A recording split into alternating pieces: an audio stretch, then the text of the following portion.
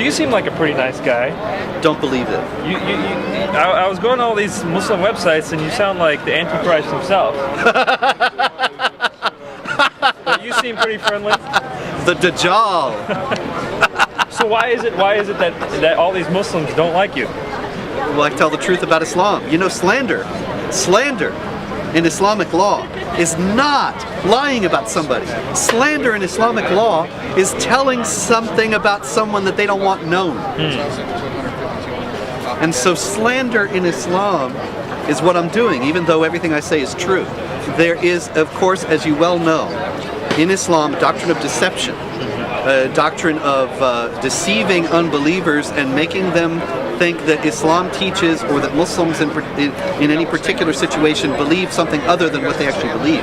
And that there's a concerted effort in the United States to deceive the American people about the teachings of Islam in terms of the supremacist and violent aspects of Islamic teaching and the anti-women aspects of Islamic teaching.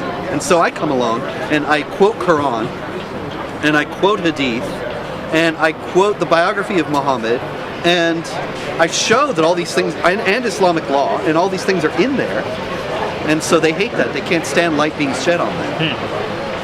So what do you think is going on? Right now we have some really big issues happening in the media directly related to Islam. There was the Rifka issue, now there's the Fort Hood case. Where do you think everything's going? What's the trend of these recent current events? Well, I think there's an increasing assertiveness in terms of the violent arm of the Islamic Jihad, which is not the only arm of the Islamic Jihad. They clearly feel empowered by Barack Obama being president, and they think that he is ramping down, scaling down anti-terror efforts. He doesn't speak about terrorism. He only speaks about Islam and Muslims in the most glowingly positive terms. And so they clearly see, with the large number of foiled plots and with the successful jihad attack at Fort Hood, that now is the time to strike. That America is more vulnerable than it was under George Bush, and so they're taking advantage of that. And in terms of the stealth jihad, initiatives to advance the agenda of Islamic law, advance aspects of Islamic law in the United States through non-terrorist means, I think they also have gotten the same signal and are being just as assertive. And as Pamela pointed out at the rally, that if this were any other kind of situation, a girl wanting an abortion and her parents opposed it, there would be no question of returning her to her parents. It's only because her parents are Muslim that this is even something that's on the table. So you're saying that the Islamic world here in the United States overtly and covertly are becoming more aggressive, and as a result of that, Islam is given special status privileges? Yes, because the prevailing paradigm in the United States for government, for law enforcement, and for media is that it's a racial issue, and as a result of it being a racial issue and the Muslims being non-white in this view, it is something that has to do with the victimization of white people against non-white people, and that the only thing the Muslims can be are the victims. Now, in reality, this is not a racial issue at all. A white convert to Islam like John Walker Lind or Adam Gadon is no less lethal or dangerous to the United States of America and to our freedoms than is a Muslim from Saudi Arabia or Pakistan. An Islamic jihadist from Saudi Arabia or Pakistan, and an Arab who is a Muslim who rejects these aspects of Islam, if any such actually exist, who reject it in any conscious way, or a Christian Arab, or a Pakistani Christian. These people are not threats to the United States. This is not a racial issue at all. This is an issue of a violent and supremacist ideology whose adherents avowedly are pursuing an agenda of trying to subvert the United States Constitution and ultimately to replace it with Islamic law. Wow. So Robert, I mean, this is a pretty beautiful day, but pretty upsetting news. Why are you trying to ruin everyone's mood? I mean, is there some way out of this? Is there some hope at the end of this? People always want a solution, and I never can give them one. There is no solving this problem. There's only managing it, but it can be managed. I mean, even on the level of Islamic law does not allow for the waging of jihad if there is no chance of victory. One of the reasons why they're so aggressive is because we're so weak. One of the reasons why they are advancing everywhere in the world today is not because of a lack of military power. We have the military power, but we're not using it properly. We're using it to build schools in Afghanistan that then get blown up by the Taliban.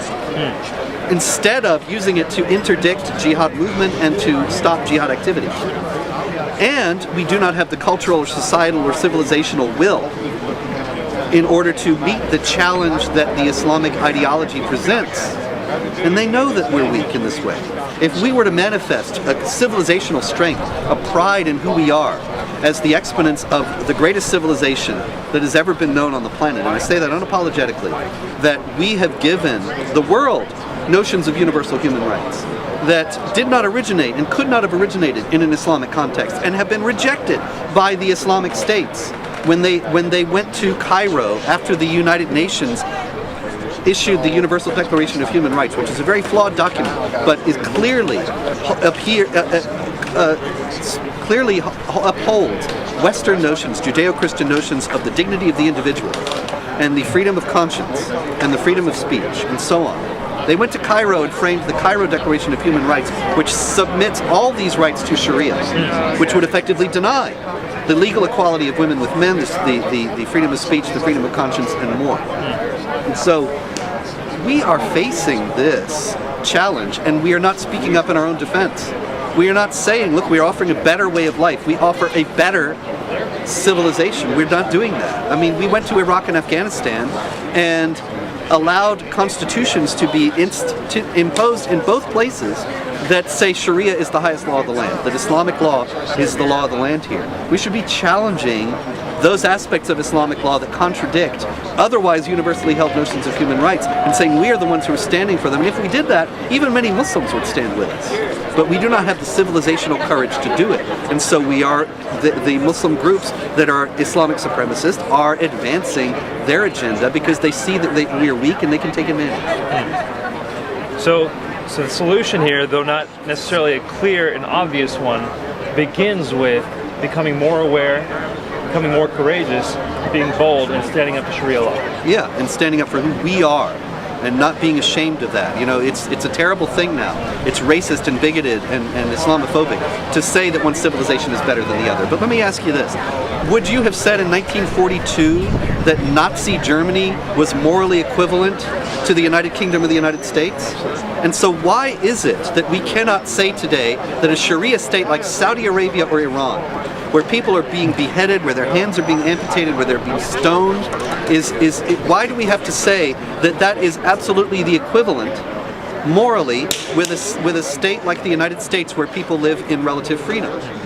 It's a moral abomination, that kind of moral equivalence, and it is killing us. And it's certainly potentially going to kill Rivka unless something happens. Quite so. If we can close with this, I would like you to share, if Rivka were watching this, what would you say to her? I would say, Rivka, we love you and we're never going to give up.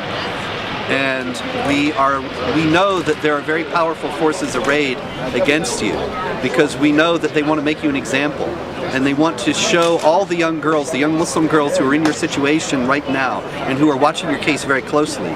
We know that they want to show them there's no hope, there's no escape. And we know that on your side, there's a far more powerful force than any of the most powerful forces arrayed against you. And so we are going to persist, and we are never going to give up, because just as much as they want to make you an example, we know that you are an example of the free soul, the free mind, the free conscience, the free heart.